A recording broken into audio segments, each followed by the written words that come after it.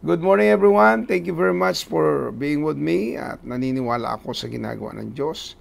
Hindi siya nagbabago kahapon, ngayon at magpakailan paman. Simple decisions that will change our life. Ayan. Lahat ng bagay po ay nakapaloob sa desisyon. At malaki pong factor ang decision moment ng isang tao. Paano siya magdesisyon, paano niya ito ginagawa ay sobrang halaga po. Ayan. Kailangan na dapat anhin natin, patunayan natin in our decision making. We should be very careful. Alam niyo na kung anong ibig ko sabihin. Pag hindi ka naging careful, nako, delikado yung mga pwedeng mangyari o maganap. Ayan. Tuloy po natin, basahin natin Romans chapter 12 verses 1 and 2. Thank you for sharing. Brothers and sisters, in view of all we have just shared about God's compassion, I encourage you to offer your bodies as living sacrifices, dedicated to God and pleasing to Him. This kind of worship is appropriate to you, for you. And then verse 2, don't become like the people of this world. Instead, change the way you think, then you will always be able to determine what God really wants and what is good, pleasing, and perfect. Ayan. May God be blessed upon the reading of His Word. Tayo po'y manalangin. God, we thank you so much for the love that you've given us this morning. Ang araw na sobrang nakakatuwa, sobrang nakakagalak, because you are about to do great things, especially in our lives. Bless this day. Bless everyone. As we know you and have time to know about you in a biblical way. Thank you, Father God, for being so good and love for each one of us. I give you praise, honor, and glory. In Jesus' name we pray. Amen and amen. Ayan. Now, tuloy po natin itong bagay nito. Simpleng desisyon, malaking magagawa. Sa ibang translation, ito po ata ay NIV, yung kanina ay God's Words, kung di ako nagkakamali. Kung naman translation ay mahalaga din yan. Basahin natin itong NIV version. So, dear brothers and sisters, I plead that you will give your bodies to God because of all He has done for you. Let them be a living and holy sacrifice, the kind He will find acceptable. This is truly the way to worship. Ayan. To worship Him. Verse 2, don't copy the behavior and customs of this world, but let God transform you into a new person by changing the way you think. Then you will learn to know God's will for you, which is good and pleasing and perfect. Yeah. May God be blessed sa isa pong translation nating binasa. Malaga ang decision making. Madami dyan nagkakamali, no? Pagdating sa decision making. I-offer mo yung sarili mo, maging living sacrifice. In other words, tandaan mo yung salitang living, buhay ka dapat. Ikaw dapat ay buhay na buhay sa Panginoon. Dapat kung anong meron ka ngayong umaga, lalo ngayong umaga, Lord, salamat sa buhay na napakaganda. Ulit-ulit mo yan ngayong araw na to. Naku, salamat po sa buhay na napakaganda. So buhay na napakatindi. Sa buhay na pinagpala. Pagka inulit-ulit, hindi lang naman yan declaration inuutusan mo ang sarili mo, yung paligid mo, na gano'n ang maging atmosphere. Kaya mahalaga yan building up atmosphere in your life. Ayan, masarap i-share yan no? Now, brothers and sisters, ito yung bagay na meron tayo. Offer our body a living sacrifice. Sinabi to, in-encourage mismo ni Pablo, I encourage you to offer your body as living sacrifices. Dedicated sa Diyos, pleasing to Him. Ganun po yung tunay na dapat ipakita natin sa Lord as we become a living sacrifice, yung ating pag-offer ng buhay natin na buhay. Ito yung klase ng worship na maayos, yung buhay ka sa Panginoon, nag-o-offer ka ng katawan mo, ng buhay mo sa Kanya. Especially pag sinabi mo ngayong umaga yan, no, dito sa Pilipinas, sa iba hapon na po at gabi. Pag sinabi mo sa Lord yan, Lord, ino-offer ko ang aking katawan sa ngayong araw na ito. Naku, ang tindi ng gagawin ng Diyos. Bakit? Nagdedeklara ka kaagad God be in control of my life. Yan pong revised edition yan kung tutusin.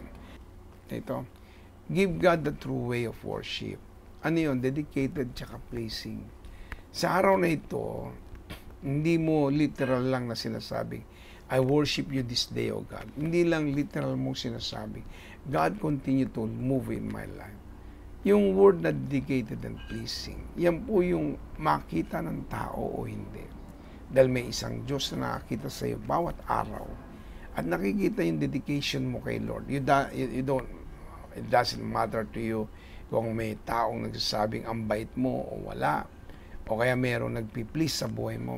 Well, you know, minsan we are being overwhelmed of the word of the people.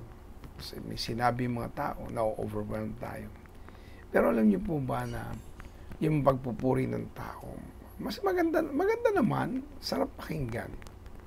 Pero yung pagpupuri na yon na dinidiretso mo lahat ang glory kay Lord, malaking bagay. Kasi ganun yung mga dedicated people eh. At the end of their word, no, yung mga huling salitang nababanggit nila sa kanilang panalita ay, thanks be to God, glory be to God, napakagaling ng Lord, napakabuti niya. Yung bang bigla mong siniswitch. Eh, ang Diyos naman tuwan-tuwa sa ganung way. No? Kunyari sinabi, wow, mukhang batang-bata ka ngayon. Well, you just tell, it's God. Sa iba po, ang binabanggit ay biyaya, which is good. Biyaya, when we say biyaya, we are giving them the idea, it is because of God. Biyaya niya lang talaga. Please na please si Lord sa buhay mo. Tuwan-tuwa siya. Oras na para pasahin ng Diyos.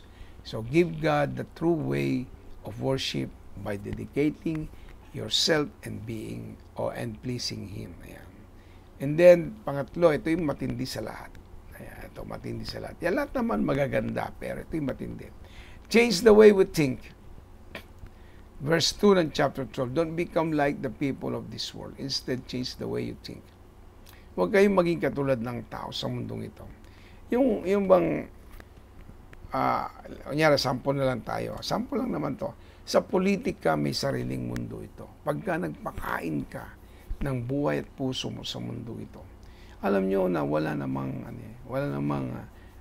permanent position sa politika.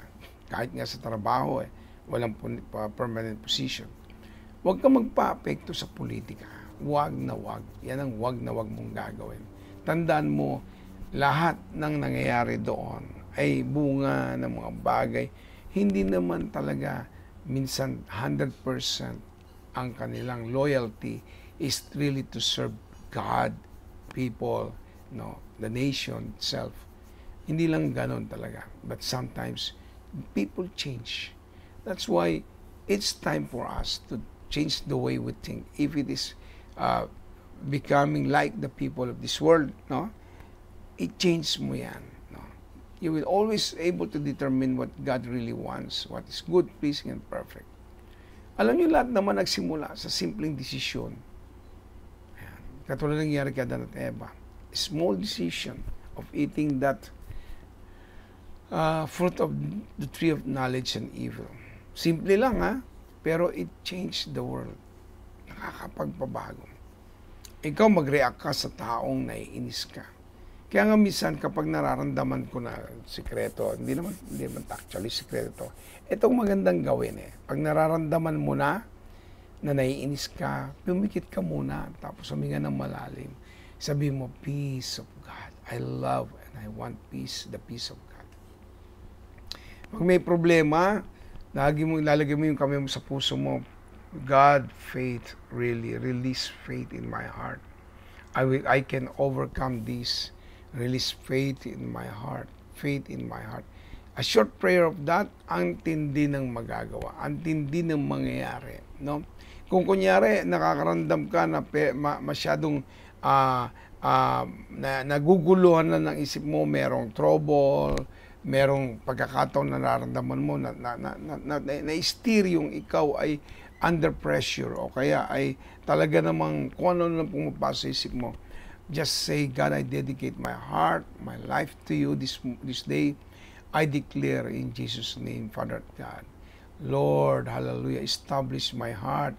Yung mga yan matitinding prayer yan matitindi yung prayer yan patungkol sa sarili. At pag lagi mong ginagawa, aninagan mo na lang, ay ang dami ng pagbabagong nangyayari sa iyo. Kasi sinabi rito, it must be a change the way you think. Always allow yourself, allow mo sarili mo na, God, I will find joy this day. Yan. Hindi po yung gagawin.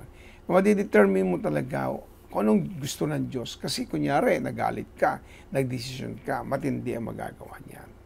Masisira yung plano mo, masisira yung pinaghirapan mo, masisira yung sa pinagdadaanan mo, malalaman mo that you're out of tune. Yung sarili mo wala pala sa tono, gumagawa ka ng mga bagay ayon sa iyong nararamdaman. Pero, kapag ito ay sinama mo na maikli lang na panalangin, alin doon ang gusto mo? Kunyari nakita mo yung taong nagagalit ka, God, plant more love. Enable me to sow more of the fruit of love in my heart. Fruit of love in my heart. Laging ganun lang. Punuin mo ang puso ko ng pagmamahal mo. Kahit short prayer, something will happen. No? Sabi nga dito, makikita mo yung pleasing and perfect sa harapan ng Diyos. Yung sarili mo, yung pagkatao mo, yung dapat makita ng tao kung ano at kung ano pa ang dapat nila makita sa iyo. Kapatid, huwag kang uminto. Pag-usayan mo yung sarili mo na laging babaguhin mo ang iyong iniisip kung ito'y nawawala sa tono ng Diyos. Sabi nga, don't become like the people of this world. The people of this world, they always trust people. They always trust yung job nila, yung work nila. They always trust other things rather than trusting God. They even tell a little bit of saying, God, be in control of everything. Alam naman natin, di ba sinare ko sa inyo, ang meaning talaga ng prayer, the perfect meaning of prayer is when you pray is that you allow God to be in control of everything. Ikaw ay nagpapasakop ng iyong will sa Panginoon. Kasi kaya ka nga tumatawag sa Kanya eh. Alam mo siya na lang ang merong kayang gawin yun. Kaya let us all change the way we think. Kung napapansin natin, napapago na tayo sa ating ginagawa, palitan mo na yung kaisipang yan.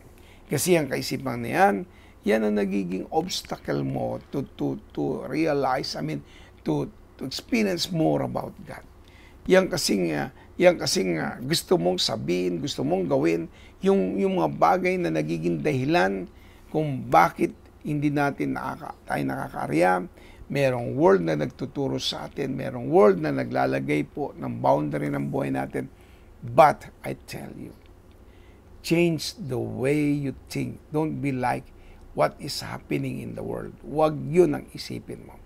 Lalo na yan, politikang yan. Huwag tayong magpadala sa politika. Salamat sa Diyos, sa ating mahal na Presidente, Bongbong Marcos, sa Vice Presidente rin natin, na si Sara Duterte. Thank you for their lives, for being so dedicated. Actually, along the way may ginagawa sila eh. Hindi maaaring wala.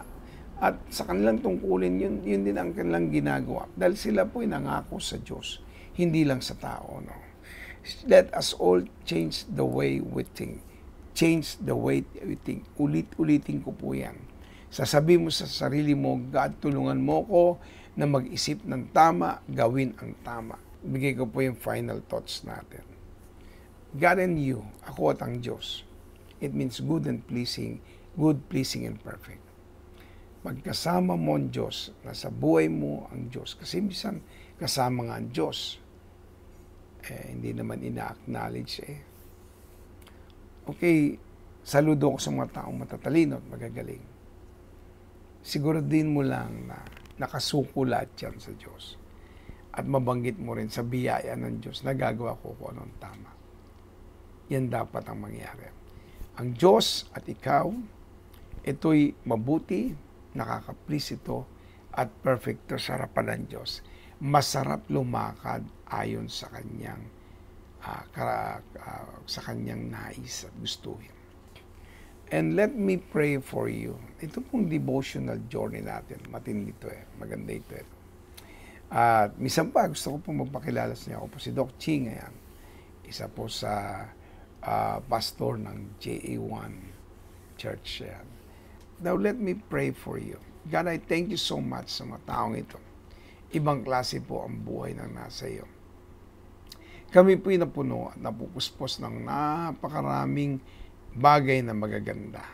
Maraming bagay na ginagawa mo. Ngayong umagang ito, Lord, we dedicate our heart, our lives. We want to do what is pleasing to you, O God. Salamat sa iyong kabutihan, sa kapangyarihan mo, sa pagkilos mo.